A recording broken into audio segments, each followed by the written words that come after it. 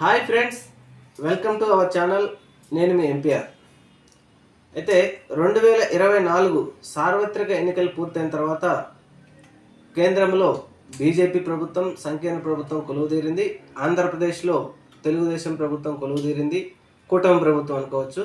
ఆ తర్వాత వైఎస్ఆర్సీపీ ప్రభుత్వం ఖచ్చితంగా గెలుస్తుందని వాళ్ళు ఆశలు పెట్టుకున్నప్పటికీ వాళ్ళు అనూహ్య పరిణామాలతో వాళ్ళు ఓడిపోయారు.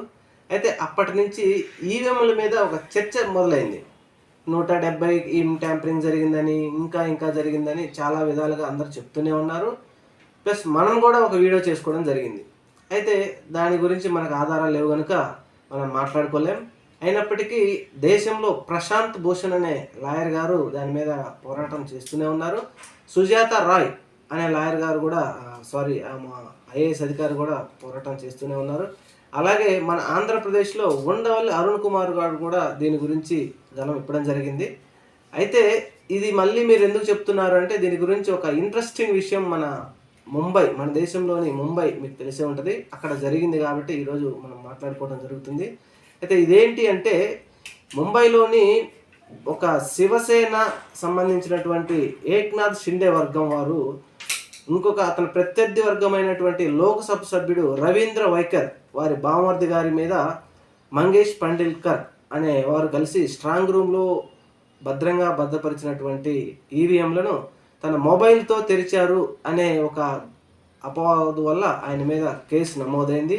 అదేంటి అంటే మునుపటి జరిగిన ఎన్నికలలో ముంబై నార్త్ నుంచి లోక్సభ ఎన్నికలకు లోక్సభ నియోజకవర్గం నుంచి ఆయన పోటీ చేశారు.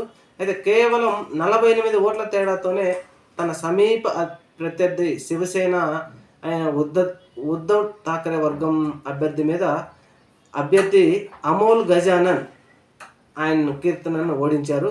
వైఖరకు 4,52,644 ఓట్లు వచ్చినాయి. గజానన్ కీర్తికరకు 4,52,596 ఓట్లు పోలయ్యాయి.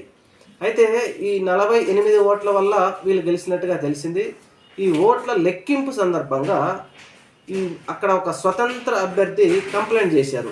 ఏంటి ఇదంటే అతను మొబైల్లో ఉన్న సపరేట్ డివైస్ ద్వారా ఈవీఎంను ఓపెన్ చేశారు అని చెప్పేసి ఆయన కంప్లైంట్ చేయడంతో అక్కడ ఉన్న ప్రొసీడింగ్ అధికారి గారు అక్కడ వారి మీద కేసు పెట్టడం జరిగింది.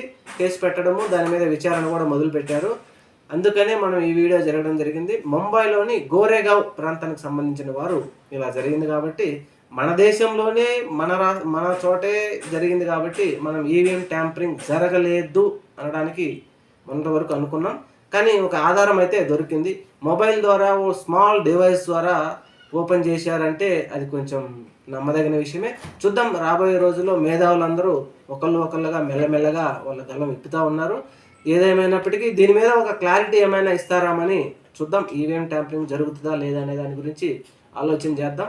వస్తే కనుక ఒక ఇన్ఫర్మేషన్ వస్తే కనుక మన సబ్స్క్రైబర్ దృష్టికి కానీ అందరి దృష్టికి తీసుకొని వస్తాను. Thank you.